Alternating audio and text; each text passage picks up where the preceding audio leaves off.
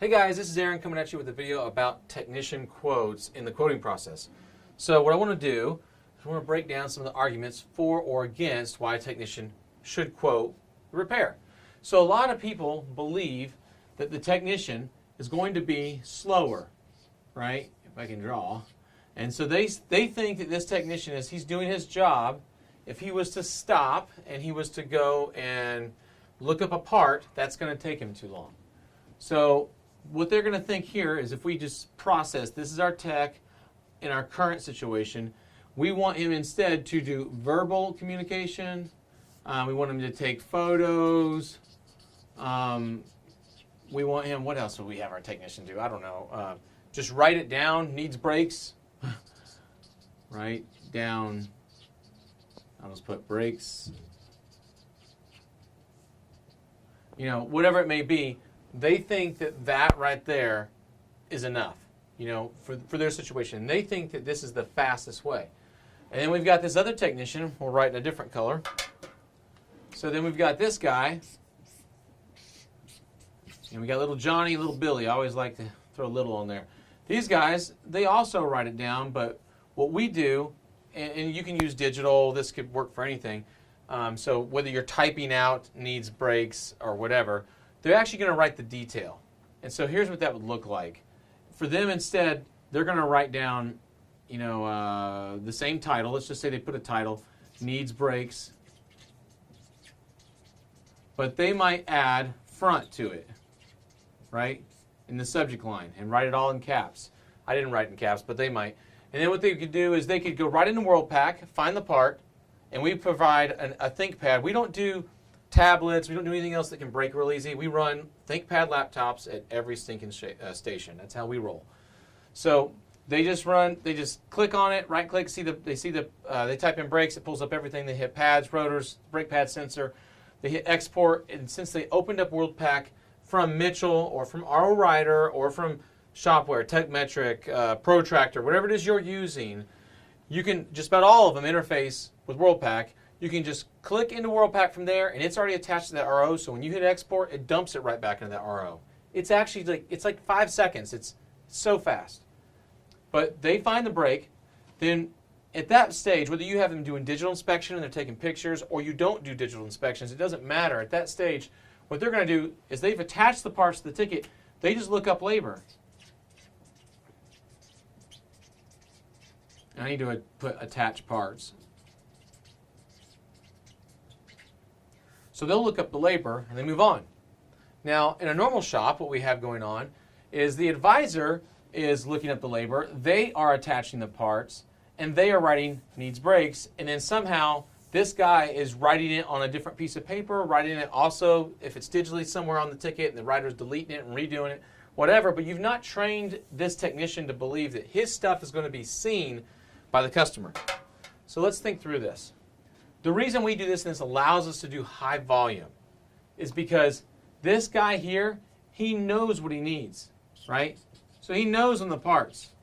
Also, whenever you have him doing labor all the time, I do a 25% bump on everything. If you've watched it in the first course, we always do a 25% bump. So this guy, he also knows what his labor needs to be. He's done it over and over. He quotes this stuff over and over. It's memorized. We just have our advisors spot check. That's it.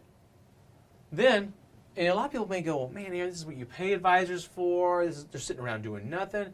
I've done the job of an advisor. It's a ton of freaking work. You're sandwiched from the techs, you're sandwiched from the writers, and if you don't do that job perfect, you don't give great customer service to that customer doesn't come back. And if they don't come back, then you're in the business of buying more customers. And how do you buy more customers?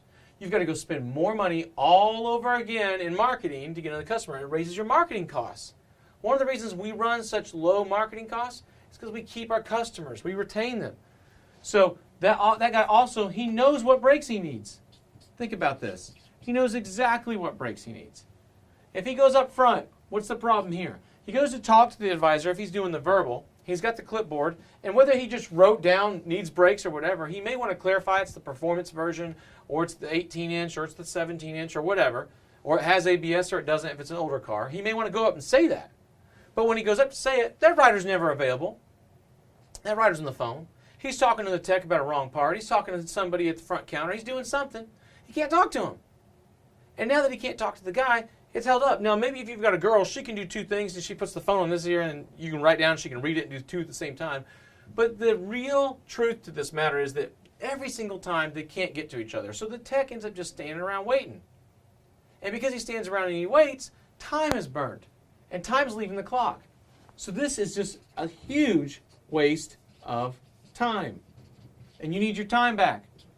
Then when it comes to photos, whether he's taking photos or not, whether you believe in that or not, or if it's a complicated situation that whether you have digital inspections or not, you're just taking it to send it to the customer by email, that right there is in some people's mind, a waste of time. Some people's time, it's an investment of time. It doesn't matter, but that is going to take time.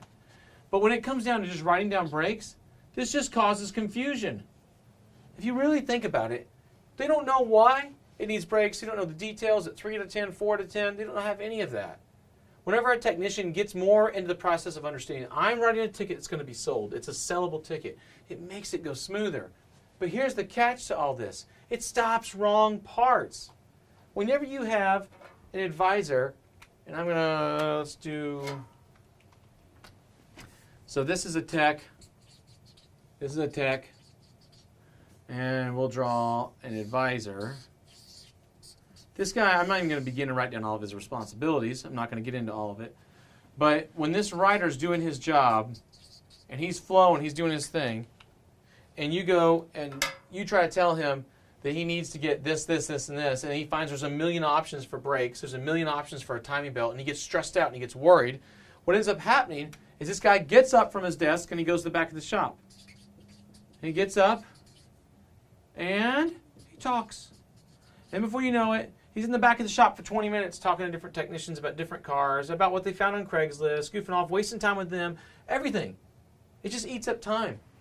And this guy still hasn't gotten back to that last customer he's going to make happy. On top of that, if you go and you interview my technicians would never go. All my guys would never go to the verbal way.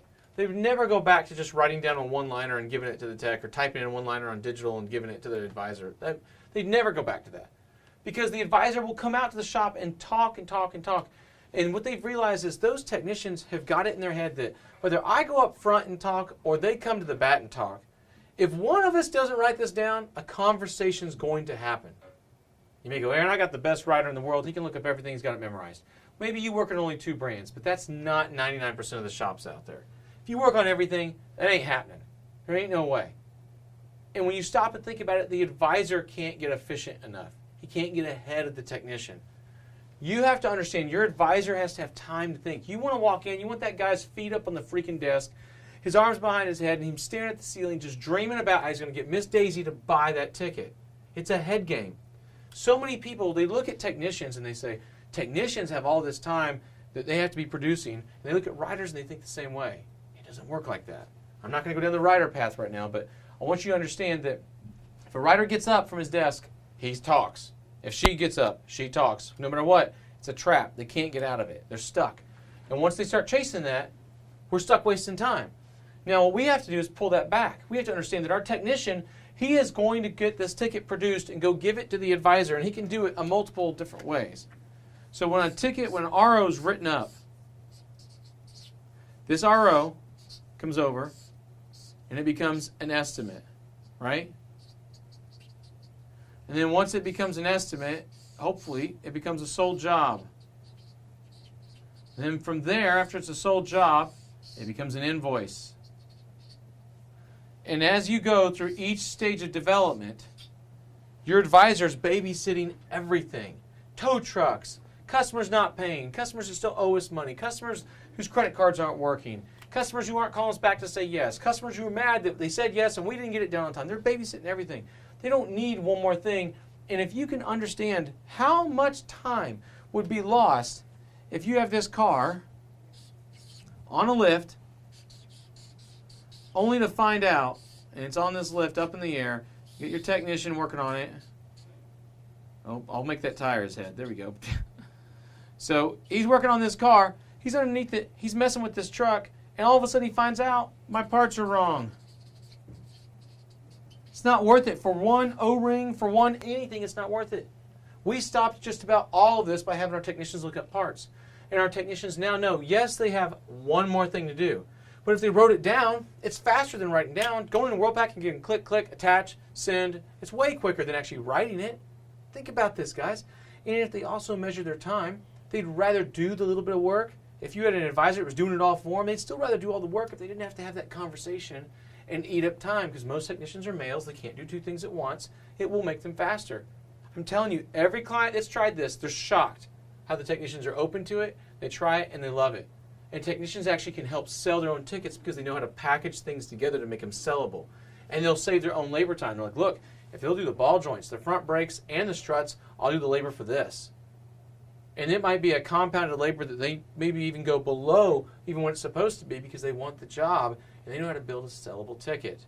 You're giving the tech skin in the game. I'm telling you, if you try this, it's a game changer. You'll stop having wrong parts. You'll start having paperwork flow quicker, and paperwork, whether it's digital or physical, it will flow quicker, and your customers will get a better job and they'll get a better price.